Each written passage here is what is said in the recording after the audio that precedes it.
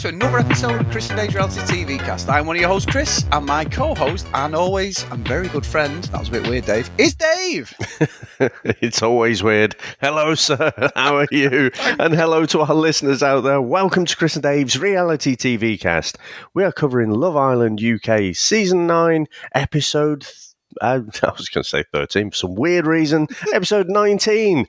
We are on fire this morning, Chris, clearly. So it's fucking grinding, isn't it? Love Island, maths. Oh my God, where are we? What day of the week is it? At least we get a day off next. But Chris, where would you like to start today, sir? Well, I think we end up with the sort of reconciliation of Shaq and Tanya.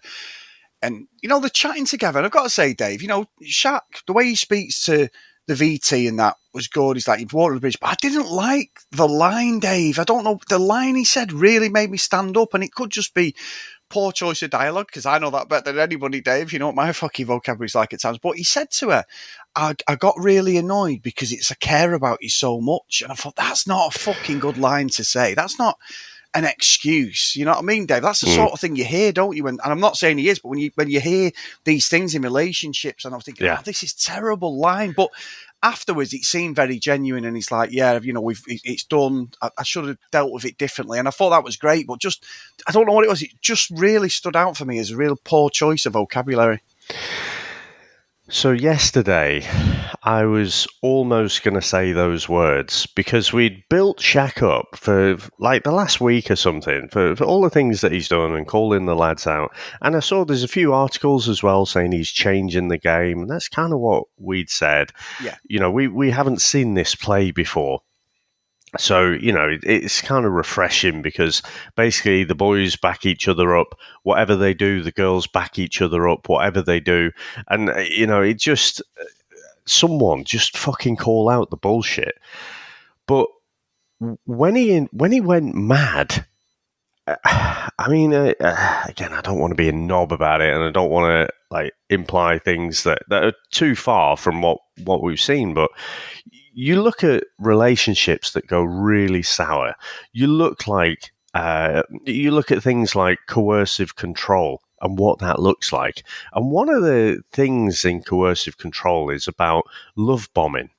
So the abuser will quite often love bomb, and it's like, and they'll excuse themselves of doing things. It's like, oh, but I'm doing this because I love you so much, you know. And I'm checking your phone and I'm searching, you know, going through your social medias, but it's just because I love you so much, you know what I mean? So yesterday I thought, no, I'm not going to say that because it's like too far, you know. It's 2-week relationship, and you know he's done so many good things, and this is just a tiny little misstep, but that little tiny red flag just got a little bit bigger for me when he said that. I thought, oh, fucking hell, because it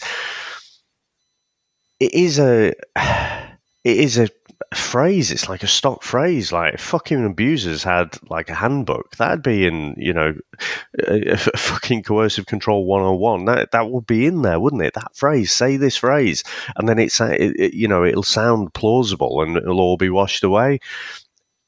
There is no such book that I'm aware of, but you know, the fact that he used those words, I don't know, it sent the hairs on my arms going up. I was just like, oh, fucking hell.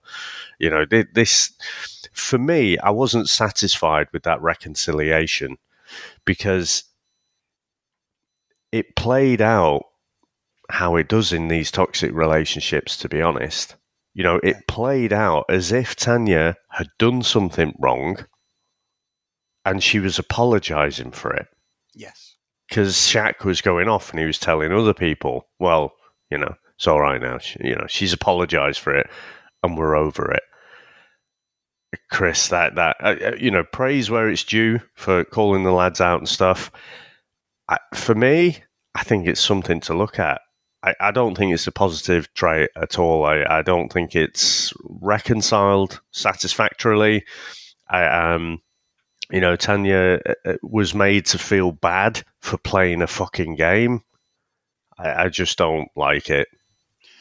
I'm with you, and I think you put that better than me, to be honest, Dave. I was sort of tiptoeing around that, trying to get the right words, but that's absolutely correct. Absolutely correct. And justifying by the fact that he likes her so much or loves her, and even, yesterday's episode when he was talking about, you've just said you love me, and it's like, that's very immature. So hopefully his crown has only slipped slightly, Dave, because he has been a breath of fresh air the way he's dealt with some of these fucking dildos in here. But unfortunately, he might be becoming a dildo himself if he doesn't watch what he's doing and his antics. Let's see, because they're going to do this again. The producers are going to do another game that's going to test them again, and they're going to see. And if she gets the same reaction, then she's got to have a word with him, hasn't she, and just say, "Look, what is going on here," or get out of the relationship, I suppose.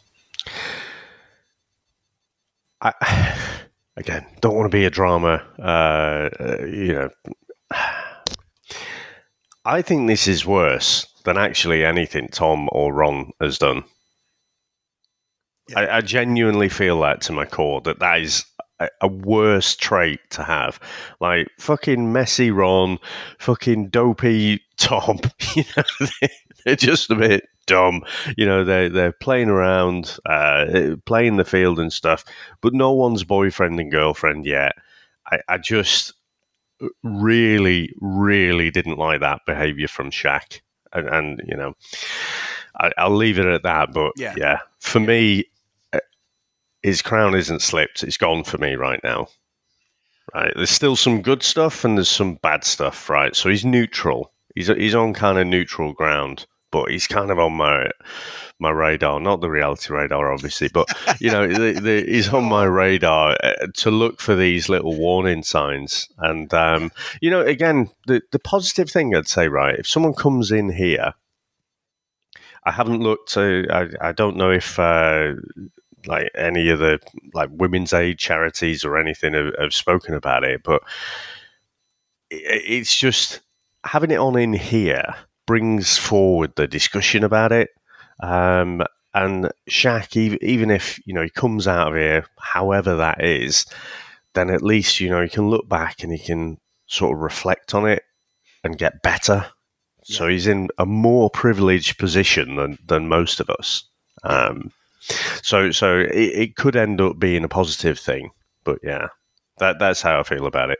No, brilliantly put, and I'd love to hear what other people think about that. Like, we always tee up the emails at the end, but I'd love, this is a really good discussion. So if you want to email us, guys, cdrealitycast@gmail.com, and tell us if you agree, disagree. Everyone's perspective is valid. So no, good stuff, Dave. Now, Dave, back to the ridiculousness of this show. Apparently, Tom and Sammy are now making a desperado ditch that they really like each other, Dave. Really like each other. Not buying any of it, my friend. I think it's fucking bollocks again. And we've had a go at Tom saying, like, he didn't know what he was doing, blah, blah, blah. I think he does know what he's doing, Dave. He's very clever. He's playing the game. Sammy knows. I mean, she don't know what sort of airtime she's got, because obviously we do as the audience, but she's not been framed in a lot of the shots, has she? You've not seen her in anything, really. So now they're making a bit of a plea because they know there's going to be some sort of recoupling or voting off coming up. I don't think Tom is that smart. I don't think he's smart enough to make a play, but he is smart enough to know what his flirting game is. And we've seen it multiple times now, haven't we? We've seen the same thing. He kind of gets soft and close. It's like, what are you doing? Oh, are you looking at me? Are you looking into my eyes? It's like he does the same thing. And I'm surprised Sammy is as a bombshell. I actually think Ellie has been a better bombshell. Yes. But when Sammy came in, I thought, oh, crikey. I mean, all the boys were fucking drooling over her, and I thought, oh, she's really going to mix things up here. And she kind of has done, but not directly with her. Like, other people around her have got together. So, yeah, these will probably get together. I just don't think... Tom just likes a pretty lady, doesn't he? You know what I mean? I have to see a lot more to see something other than this superficial aesthetic connection. Like, he says the words, Tom, he says about the deeper connection, but we see his same moves all the time with all the different girls. So, he looks like a one-trick pony to me at the minute. So, yeah, like I say, they'll probably end up staying together, but is there anything in it? Nah, I have to see a lot more. Yeah, me too. Me too. And also, Dave, we got a kiss. Kai and Liv. Two of the most uninteresting fucking people I've ever seen on Love Island, but we're going to get this fucking journey now of these two together. So the kiss, it seems happy. Kai, as usual, Dave, not in a bad way, but it's the way it gets revealed to the guys. It's like they're about 12 years old, like, oh, I've just kissed her on the fucking bike sheds, or we were playing spin the bottle. It's just like, they're all 20 odd. He's like 25, I think, Kai or whatever, but they're so immature, Dave. And and I sound like this because I was probably a complete knobhead in my 20s. I can say that and call myself. I mean, I did in your 20s. Shut the fuck up. Yeah, it don't get any better 20 years later, in the mid-40s. But no, it just, I don't know, that sort of thing, again, it's toe curling. And then it could be because, obviously, this is bad, this, David. I've never used this term now. Obviously, Jordan's 22, but I'm old enough to be the dad, Dave. I feel old now. I don't believe I'm 44, so I feel fucking old. I still feel like I'm still that bell end, when I was 15, 16 years old. Like, I think everyone says that, don't they, as you get older? But yeah. I do. I feel like it's just some of these things, this series are a bridge too far. And even me, Mr. fucking reality TV, I'm watching it going, oh, for fuck's sake. And Sam's not watching it. I'm sat there watching it on the Sky Go app, and she just keeps looking over going, not much going on, is there? You sad prick. Yeah, I know. Yeah, but the thing is, right, this is true, we sat there, Prosecco in hand tonight, right, I've got a Prosecco in hand, we're watching Housewives of Beverly Hills, which these 12 series, we're now on the 8th series, Dave. These 18 to 19 episodes, plus 3 reunion episodes. I've got one here watching Love Island, one sort of, I'm not really watching the Beverly Hills. I sort of look up every now and again, and I'm making notes for the podcast. And Sam's going, no, going on. Is there always one? No, not really. But the other night, it kicked off a bit. And then when I told her, she's like, I'm still not watching. She's out completely. There's no one in my house watching Love Island but me. And in most houses, it's the bloke who doesn't watch these fucking shows, but it's me watching it. So, God damn, I love speaking to you, David. I'll tell you. See, for me, it was last season where I felt really, really old. Like, fucking when Gemma Owen's in there at 18, you're like, Jesus Christ, like, that seems like such a long time ago. And just the behaviours and everything. So, yeah, it doesn't seem quite as bad this year. But, I mean, Chris, remember when, this will only be relevant, I guess, to UK listeners, but like before the days of streaming and digital and all of that, right? When the TV would turn off at a certain time of night and, kick back in about 6 o'clock in the morning. Was it the BBC, Chris, where you basically had this, it was like a young girl playing with a clown. Yes, she had BBC. Like noughts and crosses or something like that. Yeah. Chris, I'd sooner watch that for fucking an hour than Olivia and Kai. With the beep as well. Yeah. Beep, just relentlessly for an hour. Yeah. I'd find that more interesting than these two. I just think... Right, so stop being a twat. Kai does genuinely seem a bit more elated. Yes. Like, it is a fucking low bar, to be fair, but he does seem a little bit happier than we've seen him before in other relationships. The thing that I can't fucking buy into this for, though, is Olivia's fucking relentless neediness for these compliments. Like, did you like me? Oh, well, tell me what you like about me. You like other women. Yeah, it's like, oh, fuck's sake. I'm just so bored of it now. It was a bit entertaining for a while, and when she was having a bit of a spat with Zara, it was quite entertaining, and I said, she's good entertainment for the villa. But I'm kind of bored of it now. I'm just like, right, okay, so fucking you're thirsting for compliments, right? Is there anything else to you? We know you're kind of playing a game now, but it's just a bit... It's less fun when it's so obvious you're playing a game. Yeah. So, yeah, I've got nothing in this couple, Chris. No, and you know what, Dave? It's funny that, because I'm with you. I'm completely off. And thingy, but one of the couples, I mentioned it yesterday, one of the couples, I'm out, I'm completely finished with this fucking couple, and it's going to leave me with nothing to watch if I keep sending them out on every couple. But Lana and Ron, I'm sick of it now, Dave. I mean, Casey's there telling her he likes her. He has a chat with Lana, and she's like, well, yeah, we've got a great relationship together. Yeah, really good. But we've had 2 weeks of me and Ron. No, is she commentating on the snooker? Well, actually, Dave, yes, she's from Virgo, yes. Terrible impression. But really, David, she's really fucking annoying. And she's really fucking getting on my fucking tits, I'm telling you, David. But no. The fucking blue is right next to the green. Oh, he's possibly snookered here. How the hell did they end up with John Virgo? But anyway, nobody outside the UK is going to know who that is. But honestly, she's getting on my fucking nerves, Dave, because Casey's there. And like I say, you're attracted to who you're attracted to. I get that. But it's the way she goes, we've had a great couple of days. And Casey seemed, and then it's like she's talking to Casey, flicks to the VT, and she's going, oh, she seems really happy. And I'm like, then she went, yeah, but the thing is, I've had 2 weeks with Ron. No, you've had 2 weeks of Ron being a complete fucking bellend with you, treat you like shit, and you're happy with that. And because of that, I'm out, Dave. So if he does fucking shaft her, and I don't mean fucking, no, I'm not even going to go down that route because that's in a saucy way. Yeah, in a saucy way. It's her own fucking fault, Dave, because I am bored fucking senseless. Every time she's gotten out and she's got someone who genuinely wants to be with her, she looks over at fucking Ron, who's trying it on with every girl in there but her, and she's still satisfied with the way he treats her. So unfortunately, if this happens, they're both, Ron's a fucking cock. She's silly for not seeing this, and Casey's there ready. I hope she does, and I'll take all this back, but I am fucking bored senseless because every episode, I said it yesterday, it's just, well, me and Ron have got a great thing. No, you haven't. Ron treats you like fucking shit, and you're still putting up with it. So I'm out, Dave. I'm fuming with that. It's pissing me right off now. I'm just distracted by the snooker voice, but keep out the black and in the red. As soon as Lana actually starts speaking, I'm going to hear that voice. But, I don't know where that's come from.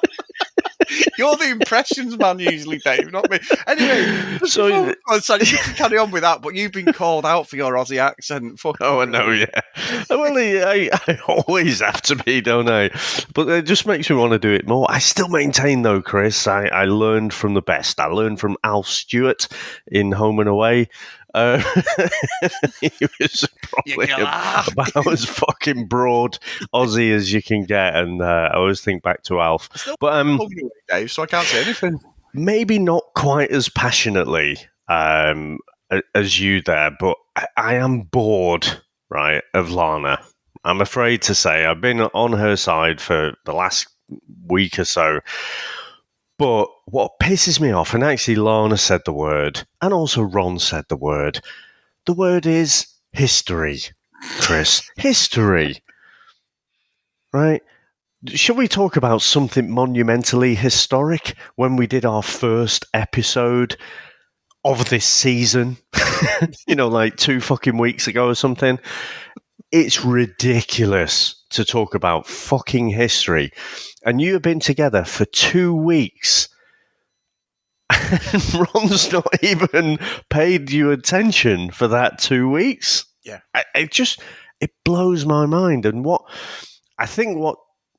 tipped me over was, I thought, what Casey, I still think he looks like a timeshare salesman, so I just can't trust him. But I think he said something like, yeah, you know what, I really like you, but I'm not going to do the triangle thing. I'm just not into that. And she said something so wishy-washy, something like, yeah, but the thing is, I really like you, but we've been together for a couple of days, and I've been together with Ron for 2 weeks, and, and we've got some bad stuff there, but also more history. So, good chat. And I was like, that is not a good chat. That didn't give him anything. What he's asking for. He didn't get any fucking clarity whatsoever. And you've wandered off going, yeah. Oh, no. Yeah, good chat. It's just 147. Well done, Ronnie O'Sullivan. He's on for a 147 here. She gave him. What's going on, right? She gave him nothing at all and wandered off with this perception that it's all sorted. And I'm just like, yeah, you're going to go back with Ron. Ron still treats it like a fucking game as well. He's like, oh yeah, did he take you up to the terrace? Oh yeah, did he stick it on you? Ah, fucking no, he didn't. Ah, fucking bottle job. You're a fucking knob. I said on our Patreon Discord that, like, I don't think I could dislike this guy anymore. He's just, he has this veneer of this, like, cheeky chappy, but he's just a tit. You know, I just don't fucking like him at all. And the fact that Lana keeps gravitating back to him, I know it is a weakness. We've been told this in the past. You know, it's an unfortunate weakness of women to be drawn to like the bad boys and stuff earlier in your life. I just, yeah, unless something happens. I mean, it's in the space of one episode that I'm out. You know, I wasn't particularly thinking that before, but for this one, yeah, it was just like, you know what, you kind of get what you deserve. You know, you know it yourself. Everyone around you is telling it. Shaq couldn't have made any more of a fucking plea, you know, and tried to make it obvious, but no. So, you know, we'll have this glorious reconciliation, and then we'll have Casa Amor, Chris. So, and then he'll be doing it again. But Ron wasn't even that fucking conclusive with Sammy, though, was he? No. Again, this wishy-washy conversation, and they come away from these conversations like, yeah, good chat, and I'm like, I don't know what to write in my notes. What happened? Nothing happened. So yeah, just. Oh, fuck them all, Chris. Good episode today, mate. Good episode. So the final bit is we get three of the guys, don't we? We're up for the public vote. Two of them are going. I think it's pretty obvious. We've got Kai, Aaron, and Spencer. I think it's going to be Spencer and Aaron go, Dave. Kai, I think, possibly played his hand with Liv just at the right time. If there is people invested in him, which there will be, then it might just keep him in the villa. But yeah, Aaron's done nothing. He's come in, thought he was going to ruffle some feathers. He's done absolutely diddly squat. I have noticed the last few days we've not had a lot of Will and Jesse, to be honest, as well. So that's a bit interesting because they do phase people out in and out on the show, and they've not really done anything. They're still together, but yeah, I think that's the only way it's going to go, in my opinion. Can we get rid of them all? I mean, there's no other way. Spencer, fucking hell, has done nothing. Aaron, also done nothing. There is no doubt whatsoever. Kai will have, you know, he's an OG, boring as fuck, but he is a good-looking bloke. There will be people who are voting for him. So the other two just offered nothing. So, yeah, again, another wasted cliffhanger for me, Chris. If they played these cliffhangers like they actually meant something, I think it'd have more impact when they played them. Whereas, you know, it's like fucking about 10 to the hour, Maya Jama walks in and you're like, right, fucking cliffhanger coming right up here.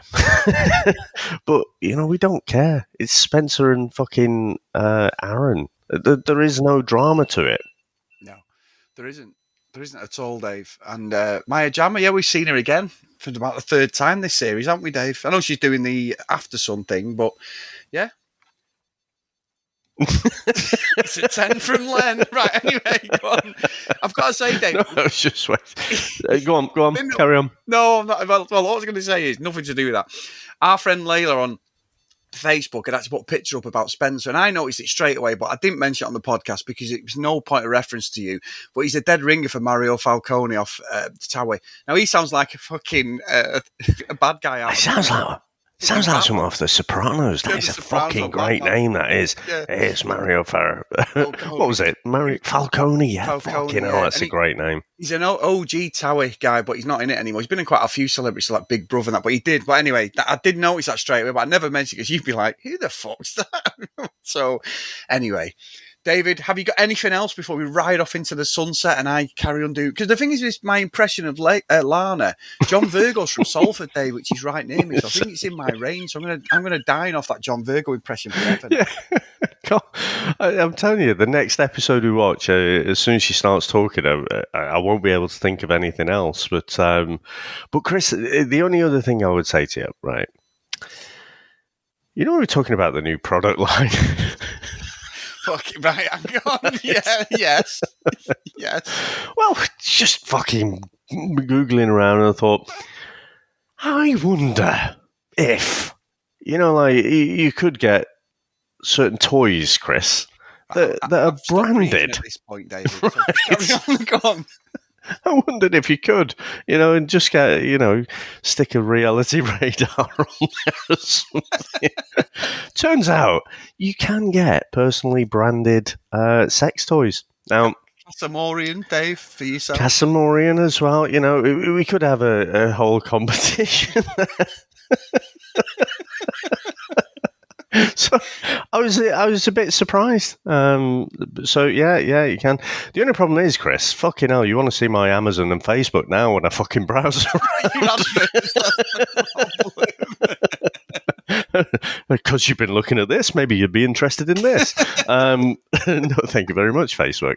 So, but there you go. So a bit of research there. Well, don't go on your Facebook Marketplace, because I always get a few bargains on there, Dave. Because we were looking at the Ninja air fryers on Amazon, and then my Facebook Marketplace has gone from like cars, vintage computer games to fucking air fryers. Ninja air fryers is all over my Facebook Marketplace search. They are bastards, aren't they? So what are you gonna do? Don't ever think no one's watching you. Yours is going to be second-hand cock rings and everything. Oh, fucking second-hand. Right, we need to move on, Dave. We need to move on very quickly. So today's roll call of honour is Cassie, Megan, Kate, Maggie, Kristen, Zoe, Gillian, Michelle, Keith. Oh, Dave, I can't get that voice out of my head now. That's going to be me thinking I'm hilarious. I don't Sam and Jordan. They're going to be like, this is terrible. Who the hell, John Virgo? Anyway, Helen, Brianna, Joanna, Libby, Katie, Dee Dee, Priscilla, Susan, Hennessy, Tracy, Lauren, Lucky Lou Green, and Ken Gustafson. So thank you so much today, guys. And as always, get over to patreon.com/CD Realitycast if you do want to support us and become on the roll call of honour. If you want to email us, cdrealitycast@gmail.com. Please follow us on social media @cdrealitycast. And as always, get over to Facebook. Chris and Dave's reality TV cast.